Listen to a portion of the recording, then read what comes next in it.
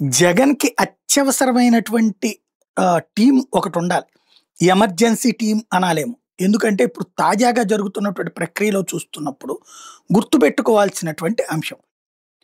ఇప్పుడు తను నిన్నొచ్చి చెప్పేదాకా కూడా ఏది డేటా సెంటర్ మేమే అంతకుముందు ప్లాన్ చేసాం ఇయన్నీ చెప్పుకొచ్చేదాకా, దాంట్నే ఇప్పుడు వాడుతున్నారు అని చెప్పుకొచ్చేదాకా వాళ్ళ పార్టీ వాళ్ళందరూ చేసుకొచ్చినటువంటి ప్రచారం ఏంటి? డేటా సెంటర్‌తో నాశనం అయిపోతుంది, పర్యావరణం పాడైపోతుంది, నీళ్లు తాగేస్తుంది, కరెంట్ ఎక్కువైపోతుంది, అక్కడంతా తగలబడిపోతాయి, లాస్ ఏంజల్స్‌లో అట్టయింది, లేకపోతే ఇంకో ప్రాంతంలో ఇట్టయింది ఇది. మరి నేనేం ఫస్ట్ నుంచి ప్రస్తావించా. అదానీ డేటా సెంటర్‌కి పర్మిషన్ ఇచ్చింది జగన్ అని మీరే చెప్తున్నారు.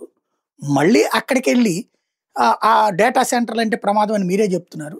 పాలసీ డెసిషన్ తీసుకునేదేదో మీరు చెక్ చేసుకోండి. ఇప్పుడు జగన్ ఊళ్ళో లేడు. ఈ ఇంపాక్ట్ కనబడింది. రేపైనా సరే ఏదన్నా ప్రభుత్వం మాట్లాడితే ఏ డెసిషన్ తీసుకున్నా సరే గుడ్డిగా వ్యతిరేకిస్తా. గుడ్డిగా తప్పుగా మాట్లాడతా.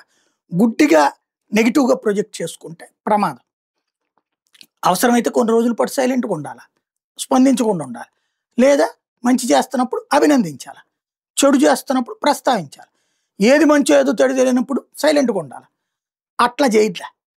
ఇప్పుడు అలాగ ఏ విషయంలో ఏ నిర్ణయం తీసుకోవాలో ఒక టీమ్‌ని యేసుకుని ఇప్పుడేదో పాలిట్ బ్యూరో టైప్‌లో ఒక సలహా మండలిని పెట్టుకున్నారు. అది ఎప్పుడో ఒకసారి కదా!